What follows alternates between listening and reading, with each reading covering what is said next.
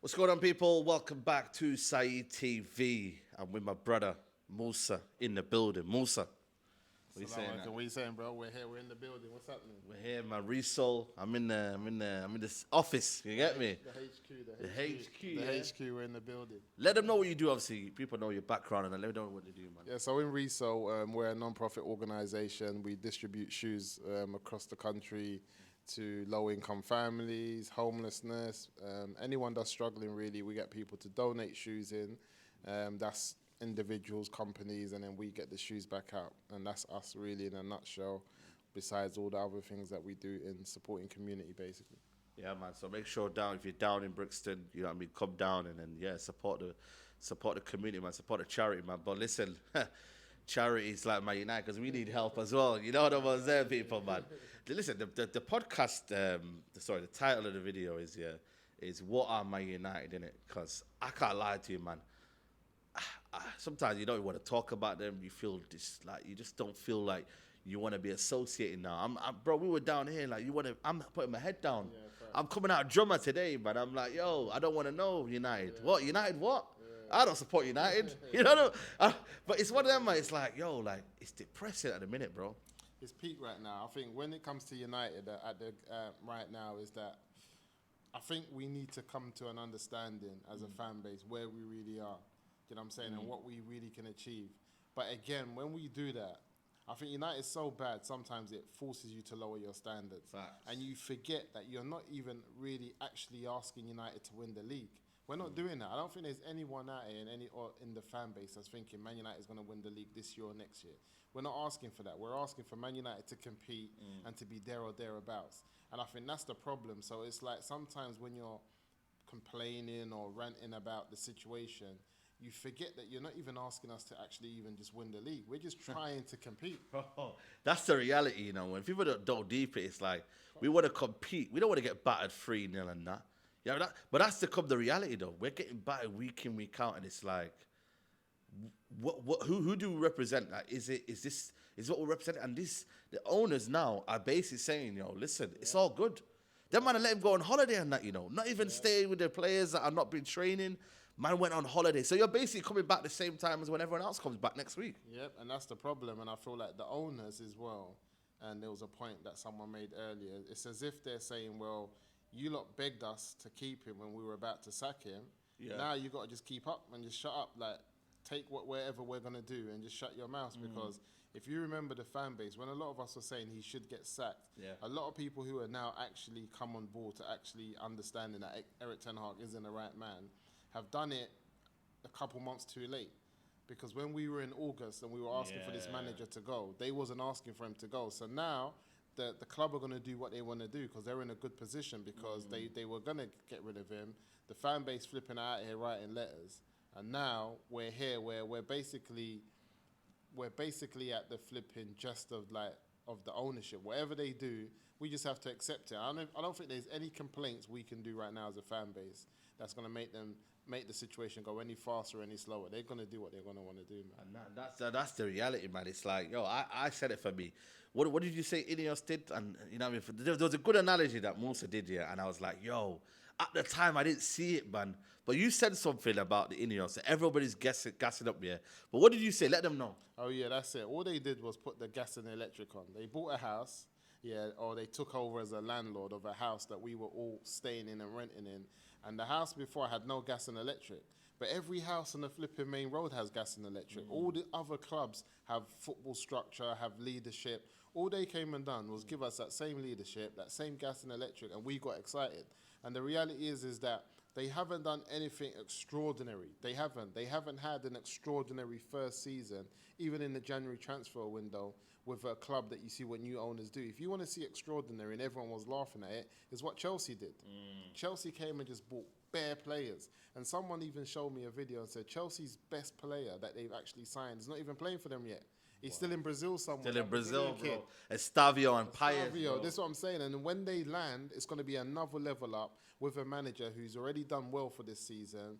You know, Cole Palmer and them lot are getting better. And you're looking at United and with ownership that's come, spent money. What did you actually really spend it on? And who did you buy? Because every player... But I'm deep in it. You know, last time we did a show in it, the squad. bro, half of them, yeah, bro, it's like, it's mad. And everyone's opinions are because A, the manager, and B, like, even the signings at the start were looking good, but now I'm looking at Ugarte and thinking, you have something, yeah, but then what is it used to? You might have something in your office right now, but if you don't use it, it don't mean nothing to you, bro. Nothing, and that's the reality, man. When you look at every signing that the new ownership has brought in, we laughed at we laughed at Murto and them guys, yeah, but we can compare their signings and compare these man signings, and I think still them man signings were more experienced. Yeah, were, you know I mean? what? Yeah, and then like Zlatan would do something now. You feel me? Like they were buying experienced signings of people that can do something for us right now. We've gone in with this future, but even then, are they the best young players about? Except for Euro. Cool. Only Euro, but even Euro now, we were talking about it in the car, yeah. Would you want to put Euro in this situation here? This is what we're saying. If you put Euro in the firing line right now at Man United, he's going to look like Bambi on ice because he's going to be getting played at, he's going to be getting drugged out of position, he's going to be having strikers on him all game, and he's not going to be able to handle it because he's going to have Martinez next to him or De Ligt, who they don't even know if they're coming or going. Bro.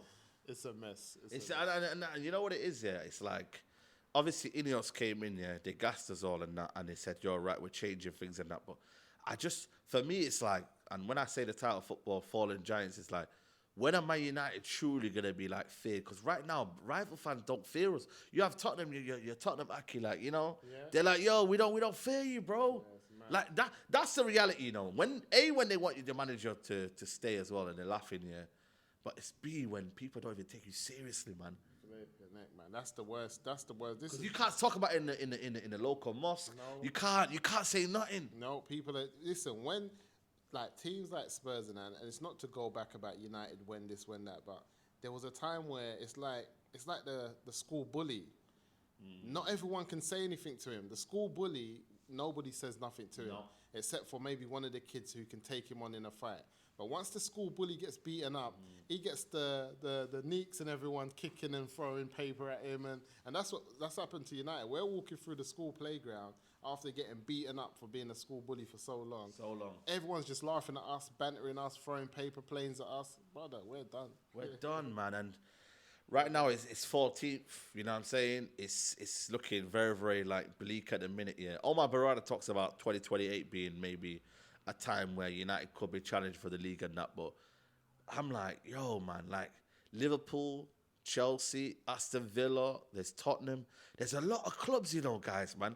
And like, before there was just the top 4. Yeah. Now it's becoming the top 8 now, man. Brighton are not messing around now. They got into Europe with De Zerbi. Yeah. They're bringing in a tactician now. Like, you know what I've noticed here? The level of like tactical element from managers now. Like, that hurts the guy. Broski is a better tactician already than Ten Hag. Yeah, 100%. And this Omar Barada guy, I think he's confusing Man United with Man City. He thinks he can just come in and say, in the next 4 years, we should be competing to win that league in that season. But how can you do that when you've started the season with Erik ten Hag? Because if you have a manager this season, for example, a new manager comes in this year, doesn't do well, he's only got till the start of next year before he might get the sack. Because you're only getting 18 months now. So then he's gone. Then the next manager comes in, he doesn't do well, he's got 18 months. That's 3 years done already. Yeah. And then you've got 1 year left and he thinks we should be competing, winning the league. So we could go through 2 Aston Villa have more chance of competing in the next 4 years. 100%, facts. Because we could go through another 2 managers before these 4 years, and each manager might not even get to where they're meant to be getting. So they needed to start this season with their man.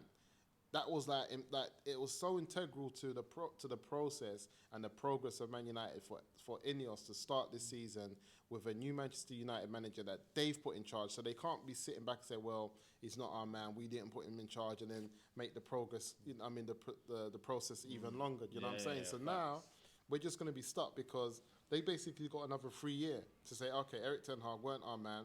He got sacked. Example, they bring Ruud van Nistelrooy in. Until they put their man in the hot seat that they've employed, they haven't basically started their reign yet. They haven't, man. And you know what it is? You know what the maddest thing about this all, is that they never even hired the brother, man. So why are you putting all through this stress, yo? If you hired him, I would have been like, fair enough. They're sticking by their guy. If you had a disastrous start to the season, I would have been like, you know what, though? We got to firm it because it's their guy. Right. But this is not even their brother. Right. And you know what's mad about this all? I've just got this sleeky feeling that Ten Hag's calling the shots, He's the one that's in control right now. He's the one that's saying, yo, brothers, it's a process. You man, you've not been in this job before. I've been in this field before. And my man's gone on holiday. Then in the summer said, yo, mama, they stopped my holiday. I was enjoying Ibiza and that. Do you know what I mean? Like 10 toes and I was chilling. Yeah. And then my man had the audacity to go on Dutch television and boast about his job. They thought I was the right man. I speak to them daily. Imagine they don't speak to him daily. But he can say that though, because people don't know who Ineos are. I don't know who these men are because they keep saying that that's their responsibility. This is their responsibility. We don't know who they are. And all of them, you know what the thing is, all of them have just come in a job. So it's like, maybe they're thinking, I can't really do stuff right now because I've just come in. And you can't call the shots here. If I start work now, in here, I can't say to you, Moosa, yo, grab me this. I got to do the grafting first.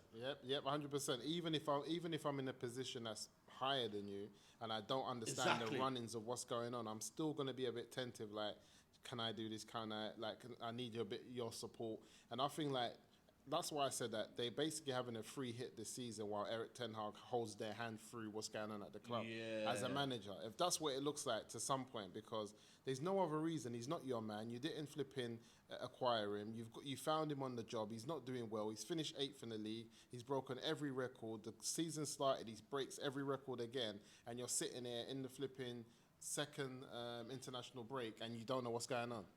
Bro, second international break, like the first one I went holiday. New York. This one, I just came to London, man. I said, yo, I'm vibes with the man them. We're going to go eat after this. We're chilling, bro. Chilling. I'll be honest with you guys. I'm not spending money on holiday, bro. I'm just going to go chill with the man them, just enjoy life. Because I'm like, bro, like, what am I really on, man? Yeah. What are we really on? Yeah. And as the United fans, people always come up to me and say, yo, Saeed, man, what's happening? I don't know, I know as much as you, man. Yeah. You know what I mean? I don't know what this club's going. I don't know where the direction is going. Like on the big six, they don't even banter me anymore. Now it's just kind of feeling pity. That's when you know something's going on when rivals fans can't even banter you. Yeah. Like it's like I think even rivals are kind of like, yo, you might need to fix up and just sort it out now. Like, yo, like what are you doing? Are you sticking by this guy? And then you start cussing players, and that's where for me it gets dangerous. It's like everyone's cussing Joshua Xerxes at the minute. Yeah, everyone's cussing these new young bucks. It's like, bro, that's where it gets so. For me, it's like you go beyond the manager, then you start blaming the players. Yeah, and this is what Ineos have to understand, that if they don't sort it out now, that the young players that they've just invested a lot of money into are going to be under pressure by the fan base and also themselves. Sometimes, like, you have to leave a job. Like, sometimes you might do so bad at a job that you know that you're capable of doing. You have to leave that company and start again somewhere else. You just have to do it. And this is what they have to understand. Some of these young kids might not get over the traumatic experience of playing in front of that Old Trafford fan and not doing well with that fan base. Like, if they continue to lose games, lose them badly, to the point where we're talking about professional footballers, we're questioning if they've actually ever been in an academy. Like, what are you doing? Like, you don't know the basics. Think about it. We're sitting as a fan base and as fans saying, these are the fundamental basics of football. How is so-and-so not doing this? So you have to think to yourself, if you're a footballer and you've had a bad day like that to the point you're like, I'm not even doing the fundamentals, it becomes difficult to actually start playing and producing. And you can see it from senior players, and it happens to Casemiro, it happened to him last season. What do you think about Kobe Mainu, flipping Xerxes? Man are dying, bro. Kobe Mainu, but I don't recognize him, man. Nah, Kobe's gone. Like, if the Kobe we knew from last season, and even the one that went into the Euros, we haven't seen him. He hasn't come back. It's like they cloned him and kept him at England. Bro, yo, man, it's crazy. And even now, Eriksen's come out. Apparently, he might be retiring at the end of the season. Leaving United at the end of the season. And then Bruno Fernandes has come out saying the way I play at Portugal is different to the way I play in United. And it's, he's starting to call him almost like, and a couple of fans have been cussing him online. I'm like, because he feels depressed at United, isn't it? It's not like he's not playing his football. And also, he don't really like the vibe of what's going on right now. There's no shadow of a doubt that what Scott McTominay has done as a group of employees that work for the same company, which is Manchester United, and one of your players who's deemed to be not the best employee at this organisation leaves and starts to live the good life. Everyone must be sitting there thinking, like, Eriksen, Bruno, all of these. Casemiro, even Fred went to Fenerbahce. Amrabat become a key figure. Everyone leaves United and they elevate. And for someone like Scott McTominay to be at a prestigious club like Napoli at the Maradona Stadium, playing games, winning games, Top of the league, top bro. of the league. I heard that they've named a pizza after him and What? Him and what's his guy? The middle of the middle. Lobotka. No, the other Scottish kid they bought. Oh, Gilmore. Gilmore. I heard they've named the pizza a bit after him and Gilmore, and it's got Scottish toppings like haggis and whiskey sauce, and they've named a new pizza after them in the town. That's the levels of what they're seeing them at and how the fan base love them. And you got Bruno still stuck in Manchester thinking, I'm twice the player Scott is. So why did you stay there? Yeah, You why could have did left. stay? This is what I'm saying. But now he's having regrets. I can tell 100%. He's definitely having regrets about signing that contract. Man. Money's money, people in life, but money's not all everything, man. You get because you're now stuck. And now I can't lie, bro. The fact that we're 14th, yeah. He's probably thinking that we're gonna do a little charge or something. He thought a little top 3. He thought what I thought at the start of the season. He thought, yo, top 3 and that. But another year of Bruno thinking that, yo, listen, I've been struggling. He's literally he's had one title race, if that, you know. And that was under Ollie, but it was like until January, innit, really, let's be honest. And then he's been in top 4 battles. He's been in, and this, by the way, it's not just him, but he's thinking that he's the guy. So when he's saying what he's saying in Portugal, like, I'm with the man then. I'm with Ronaldo. I'm with the bad boys that win leagues. Diaz, Bernardo Silva. They want to win it like he's depressed right now. He's like, get me out of there. 100%. I don't like this. 100%, and that's what it is. Because he, like you said, he must have thought, new structure, new players coming in. We're gonna have a title charge, and now he's seeing that. It's one thing having a bad start to the season and the team playing bad, but when you're the worst player in the team yourself, it's a whole different story. And Bruno cannot look at anyone else in the squad right now. And it's not to pick on Bruno, but it's the reality. He's the captain of the club. And he can't look around anywhere else and be like, you're having a worse game than me. He's now becoming the worst even. You know, Maguire, when he was captain there, nobody really looked at Maguire's. But now, at least with Bruno, you can see that, okay, cool, he's got to respect to certain players in that year. But he's leading the team to the 2 worst finishes. 2 worst finishes. In 2 years, back to back. Back to back. Bro, he's got more losses, I think, in certain games than Roy Keane had his whole career. It's madness. Maguire must be thinking that. Maguire, the man said, yo, I don't want it. I don't want it, bro. That's why Mazzarawi was like, yo, don't give me that when it was against Liverpool. Don't give me that badge against Tottenham, should I say. He was like, give it to someone else. And it's like, bro, like this. Martinez came and got in it. Martinez came in and he's fell off a cliff as well, bro. Fallen, man. Martinez, like the dip in form for Martinez with all the hype that was around him last year for the fact that we weren't playing well because Eric Ten Hag didn't have Martinez, didn't have the ball playing centre back. For him to come back and for us to look somehow even worse than last year, bro, he's in the mud, and it's sad to see. Yeah, man. bro, and it's the talent that comes through. You know what I mean? Like it's everything. Like it's the feeling around the club. Like yo, man, like even the Ten Hag in and out thing, it's just died down. It's like it's Ineos watch now, bro. That right now, man, they have to. This is why for me it was like we were talking about it in the car. I was like, yo, if we just stop thinking about it, do you reckon Ineos has changed their mind, or they come up, or they find it? Are they right now just thinking, yo, what's the solutions? What can we do? Who wants to come to Man United right now? Like, because they're saying Tuchel, they're saying all these names and that, but do you reckon they got the poll to get a manager? Like, what is it? Because nobody really knows about Ineos beforehand. Let's be honest. Like, no, have they got poll to say, yo, like the Qatar would have been like, yo, calm down.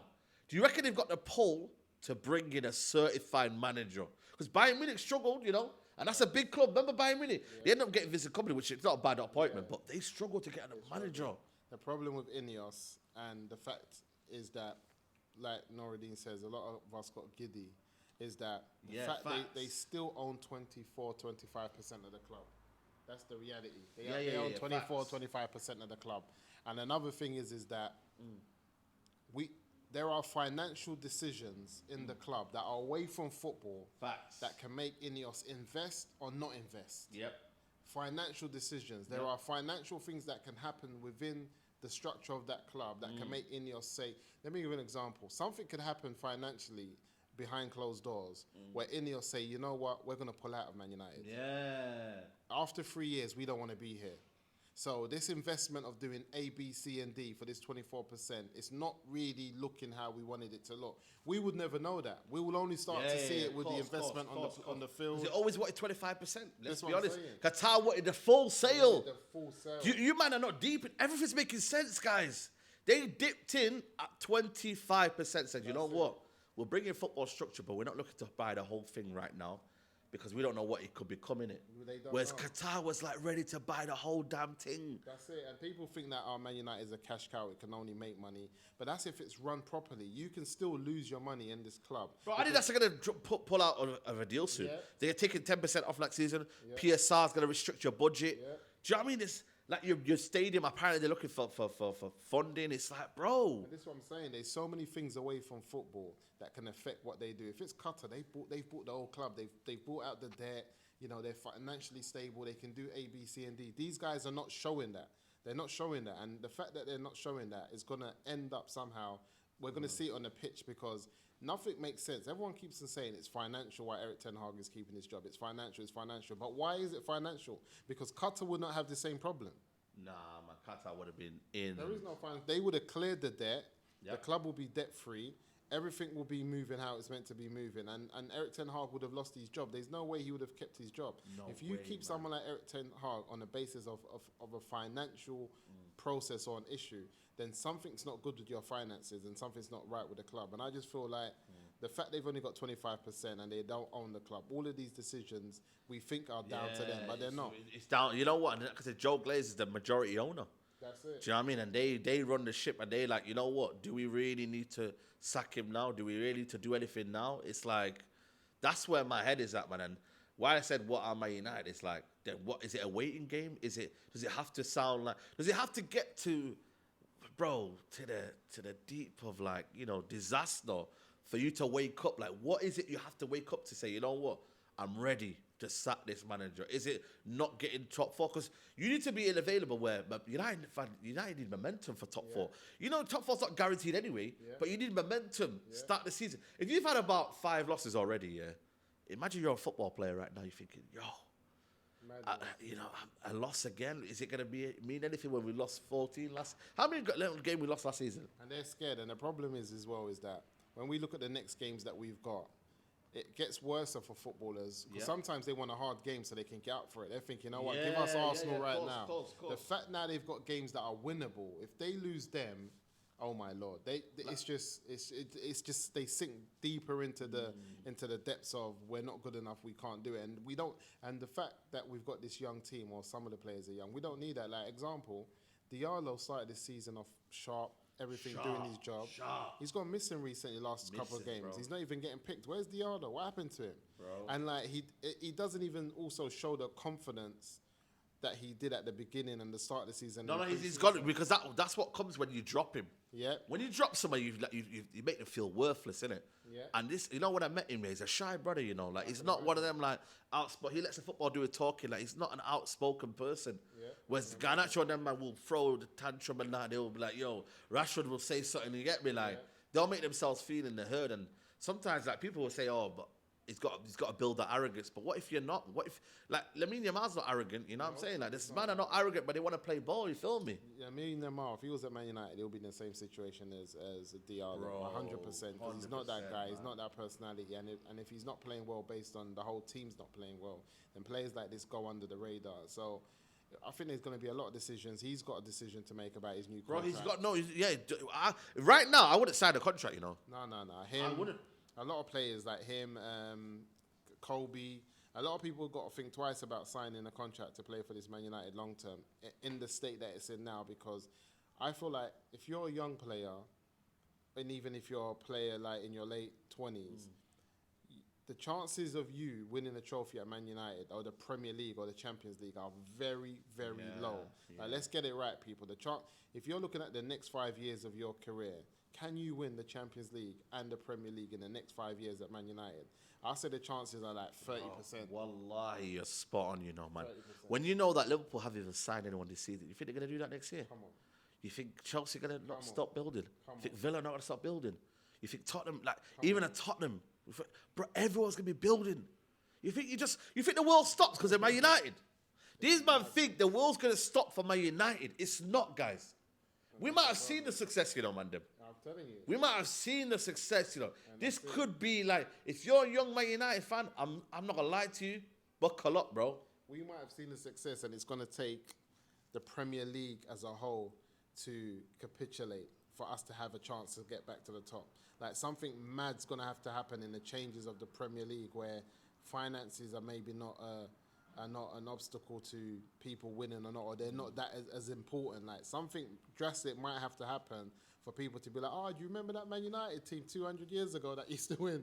Bro. Yeah, they got a chance this year. My kids, I'm going to be like, yo, I enjoyed myself in my early days. But then even from my 20s onwards, I was done, bro. Done. I don't, because I feel like there's a group of fans from other clubs who've gone through this. Like Aston Villa, for example, Nottingham Forest. They haven't, and imagine someone who was around in their glory days and seen what they've seen. They never would have thought it would have took. But look who Nottingham Forest are buying now, though. It's mad. No, they're buying certified man them. They bought that guy, the Serbian Don, bro. He's an animal, bro. Yeah. And they got athletes. That's what I like about Forest as well. They got athletes. That's why they're able to put in a shift. I think they played Chelsea. They kept out. Was it? It was their last game they played.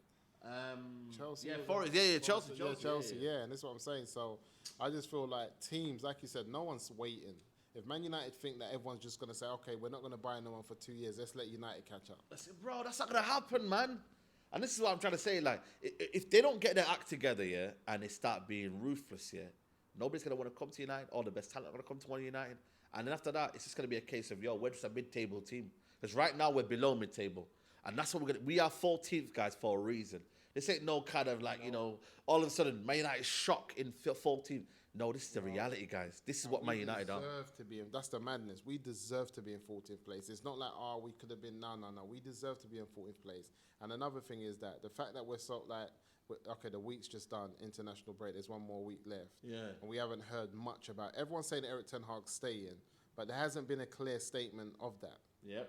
Everyone's saying he's staying. So this is why I'm still like, if we finish this break with Eric Ten Hag still in charge, Manchester United and Ineos have lost the plot because there is no other significant sacking in a football club other than the manager to show how serious you are. Yeah. If they want to show these players that if you lot do not flipping produce at Manchester United, you will have your contracts torn up and you will be sold, is to sack this manager straight away and say, this is not good enough.